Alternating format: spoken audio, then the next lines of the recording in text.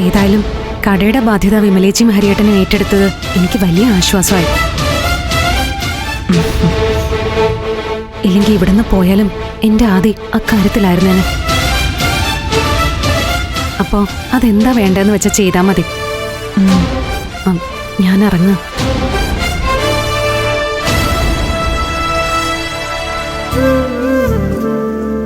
Day, നീ തമാശ കളിച്ച് എൻട്രൻസിന്റെ കാര്യം മറക്കരുത്. അനാവശ്യ കൂട്ടുകെട്ടുകളൊക്കെ കുറയ്ക്കണം. എന്താവശ്യമുണ്ടെങ്കിലും അറിയിക്കണം എന്നെ. അല്ല, കുഞ്ഞേച്ചി ഏതോ വലിയ യാത്ര പോകുന്ന പോലുണ്ടല്ലോ സംസാരം. അതെ, കുഞ്ഞേച്ചിക്കൊരു വലിയ യാത്ര തന്നെയായത്. എനിക്കിനി എന്റെ സ്ഥാപന ഉടമകൾ പറയുന്നതനുസരിച്ചേ വരാൻ പറ്റൂ. വലിയ അഡ്വാൻസ് വാങ്ങി കമ്മിറ്റഡ് ആയിപ്പോയില്ലേ.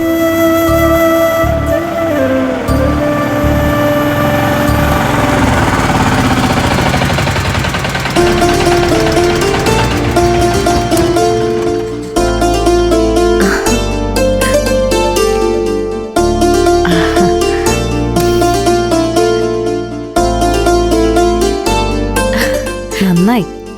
മല്ലിയോട് ഞാൻ വിളിച്ചു പറയാന്ന് കരുതിയതാ. ഏതായാലും ഇനി നേരിട്ട് പറയാലോ. எல்லாம் ரோஹிணி முன்னாடியே சொல்லியிருந்தேன், அதான் நான் வந்தேன்.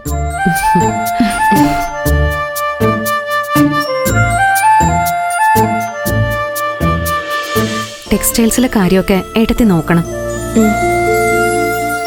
എന്തിനും മല്ലി കൂടെ ഉള്ളതുകൊണ്ട് ഒരു ടെൻഷനും വേണ്ട.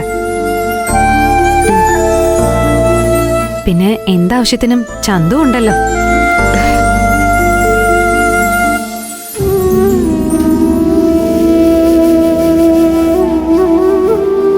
ശരീരം നന്നായി നോക്കണം. സമയത്തിന് മരുന്ന് കഴിക്കണം. മുത്തശ്ശ, വലുതായോ കല്യാണം കഴിഞ്ഞോ എന്നൊന്നും നോക്കണ്ട. ഇവരെയെല്ലാം നല്ല വടിയെടുത്ത് അടക്കി നിർത്തണം, കേട്ടല്ലോ. ആ പിന്നെ മുത്തശ്ശി, വിനേട്ടൻ ഈ പടി കടന്ന് എന്തെങ്കിലും ചിരിയോടെ വരുന്നത് കാണാൻ നന്നായിട്ട് പ്രാർത്ഥിക്കണം.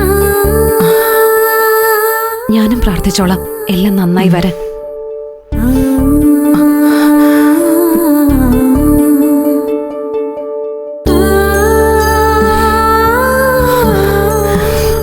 മതി മതി, നീ വേഗം ഇറങ്ങാൻ നോക്ക്. ഇല്ലെങ്കിൽ എല്ലാരെയും കൂടി കരയിച്ചേ വിടൂ.